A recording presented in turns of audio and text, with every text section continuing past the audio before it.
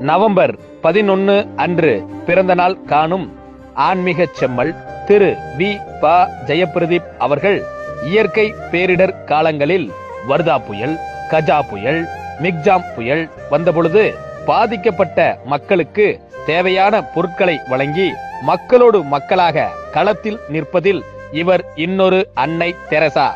கழகத்திற்காக உழைக்கும் நிர்வாகிகளின் பிறந்த நாள் அன்று எந்த ஒரு ஏற்றத்தாழ்வும் இல்லாமல் அனைவருக்கும் தொலைபேசியில் தொடர்பு கொண்டு வாழ்த்து தெரிவித்து பிறரை மகிழ்வதில் இவர் இளைய மக்கள் திலகம். தன் உடன் பயணிக்கும் இளைஞர் பட்டாளத்தை இயற்கையின் பக்கம் திருப்பி அனைவரையும் மரக்கன்றுகளை நடவைத்து அடுத்த தலைமுறையினருக்கு நாம் கொடுக்கும் சொத்து இயற்கைதான் என்று சொல்லும் இவர்தான் எங்கள் பசுமை நாயகர்.